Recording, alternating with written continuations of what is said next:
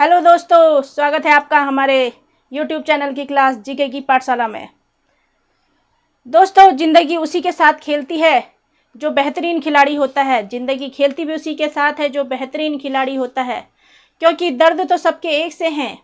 दर्द तो सबके एक से हैं, उनसे निपटना हर कोई नहीं जानता। दर्द सबके एक से हैं, उनसे निपटना हर कोई नहीं जानता, क्योंकि इसके लिए हताशा नहीं, संघर्ष करना पड़ता है।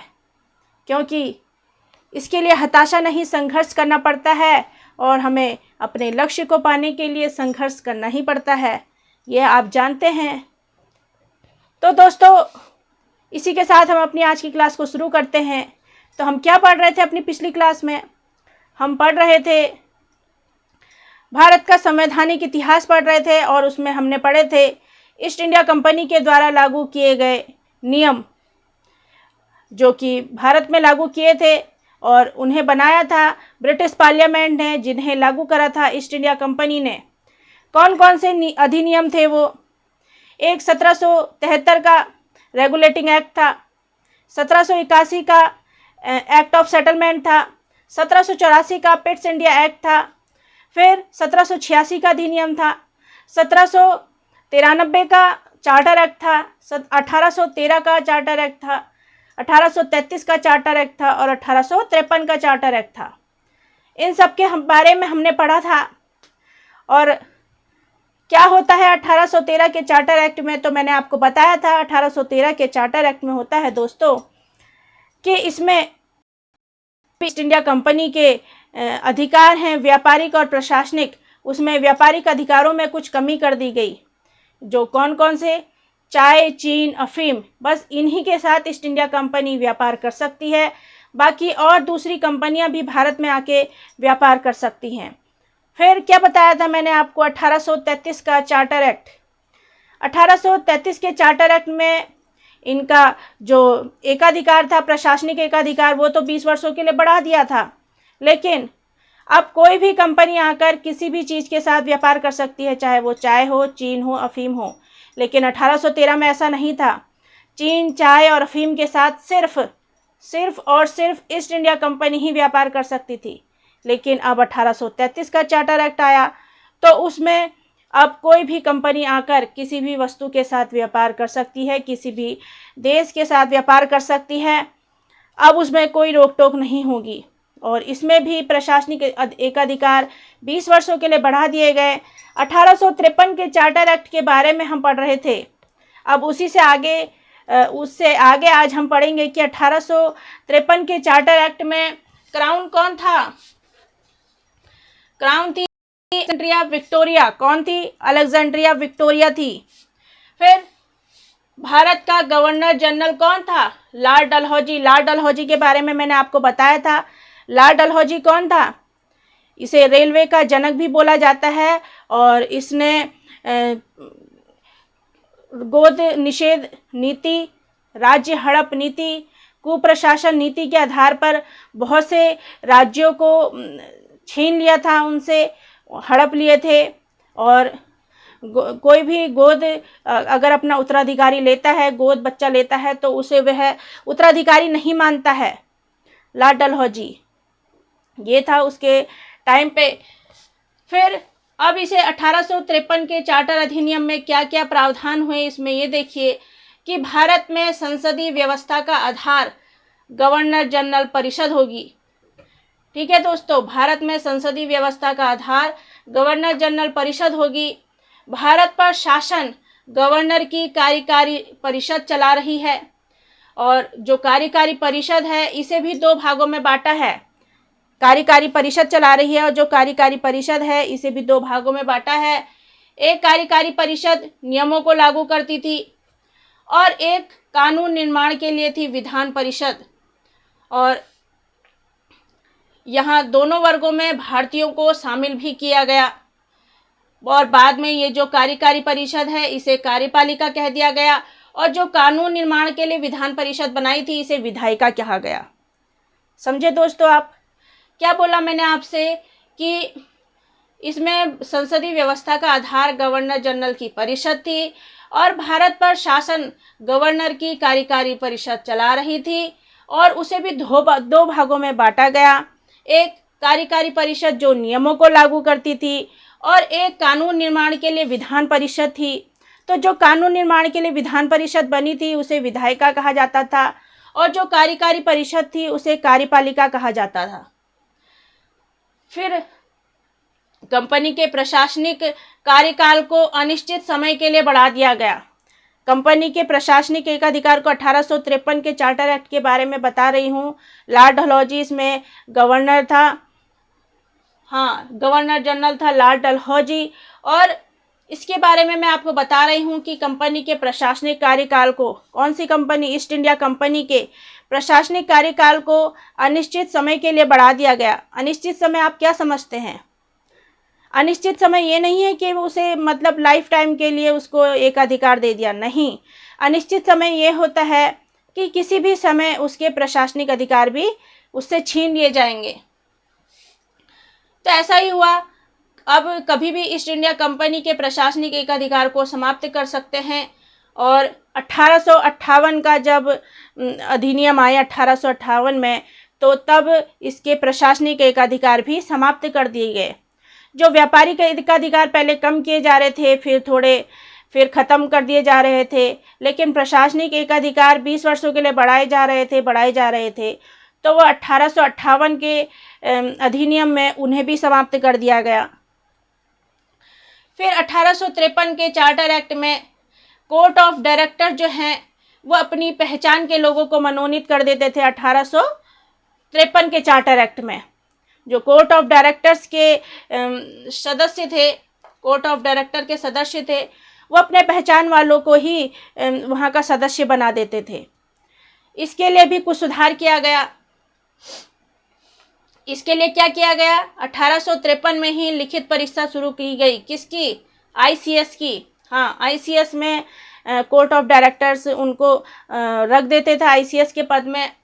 लेकिन 1853 के ही चार्टर एक्ट में लिखित परीक्षा शुरू कर दी गई। लिखित परीक्षा शुरू की तब उन्हें आईसीएस का पद दिया गया और यह हुआ लॉर्ड मैकाले समिति की सिफारिश से। किससे हुआ? अब लिखित परीक्षा का आयोजन किया गया कि अब आईसीएस की परीक्षा में कोई भी ऐसे नहीं रख देंगे किसी को भी। अब इसके लिए लिखित परीक्षा होगी, तब उसका पद, आईसीएस का पद दिया जाएगा उसकी योग्यता के अनुसार। यह तो ठीक है, ऐसा ही होना चाहिए, योग्यता के अनुसार उसे पद दिया जाना चाहिए। और लॉर्ड मैकाले समिति की सिफारिश से ऐसा हुआ। तो लॉर्ड मैकाले को आप जानते हैं कि उन्होंने अंग्रेजी भाषा की भी शुरुआत की थी भारत में, और उन्हें क्या कहा जाता है, विधि सदस्य भी बोला जाता है लॉर्ड मैकाले को। फिर अच्छा, जो पहली लिखित परीक्षा हुई वो कहाँ हुई? आईसीएस की जो पहली लिखित परीक्षा हुई वो कहाँ हुई? लंदन में हुई। 1853 से 1922 तक 1853 से 1922 तक लंदन में हुई आईसीएस की परीक्षा। 1853 के चार्टर एक्ट के बारे में मैं आपको बता रही हूँ। फिर भारत में शुरू हुई 1923 में। भारत में कब शुरू हुई फिर ये? 1923 में। और भारत में भी किस राज्य में हुई? इलाहाबाद में। इलाहाबाद में हुई। भारतीयों को उच्च सेवा में प्रवेश भी 1853 के चार्टर एक्ट में मिल गया।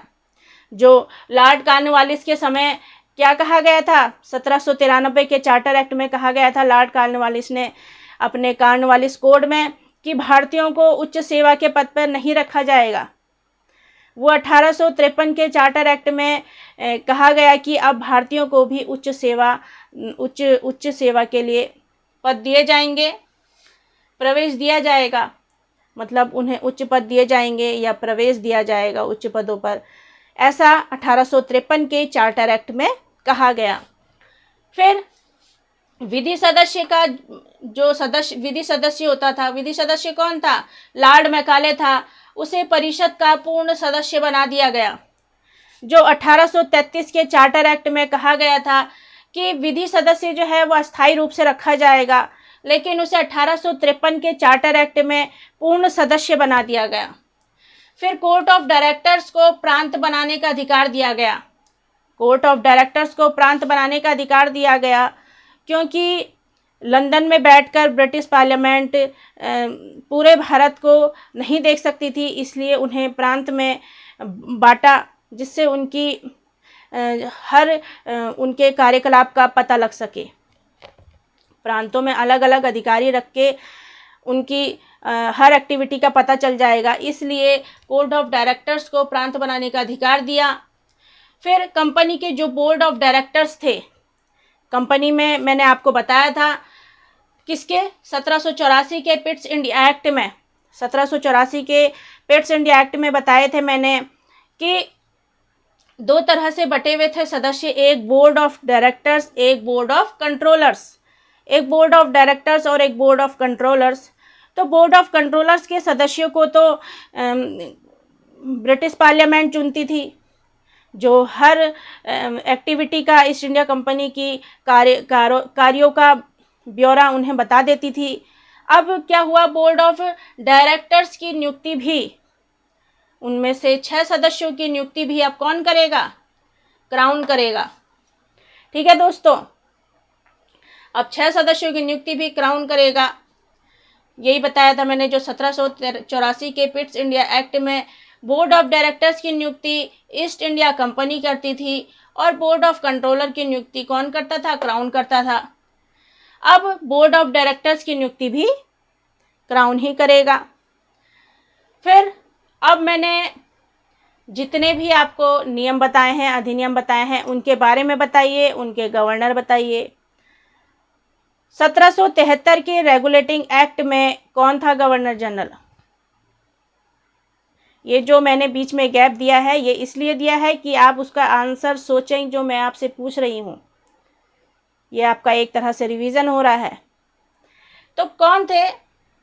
रेगुलेटिंग एक्ट में गवर्नर जनरल थे। 1773 के रेगुलेटिंग एक्ट में गवर्नर जनरल थे वॉरेन हेस्टिंग्स। कौन थे? Warren Hastings.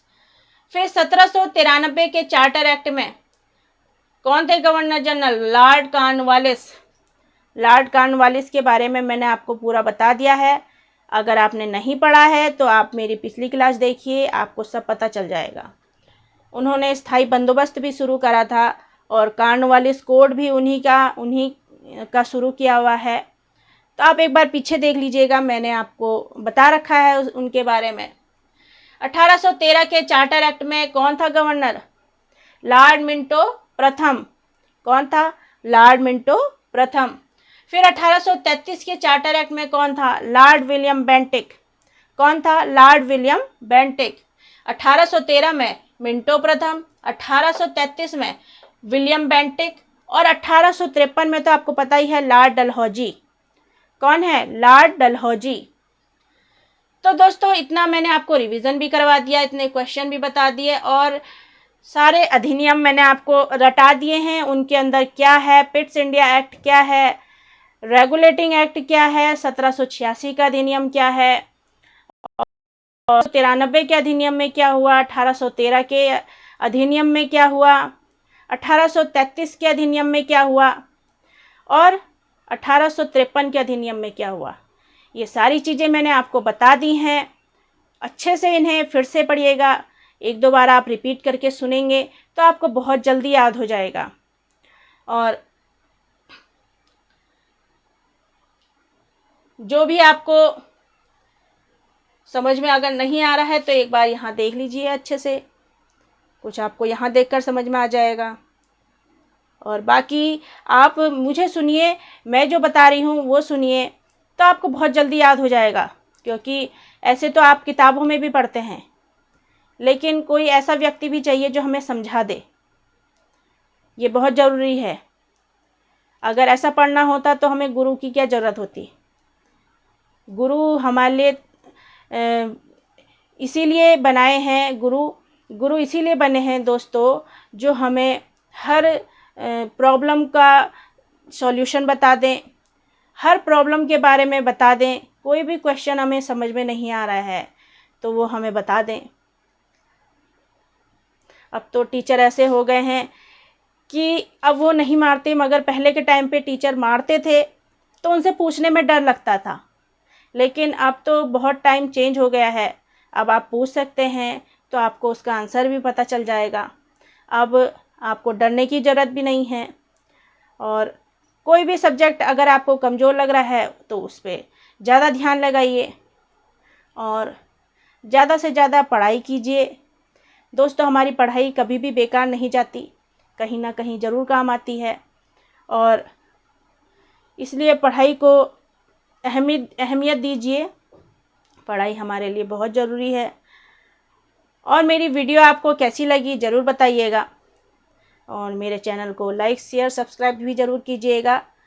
तब तक के लिए अपना ध्यान रखें, खुश रहें, स्वस्थ रहें, और मेरी अगली क्लास का इंतज़ार करिए। Thank you.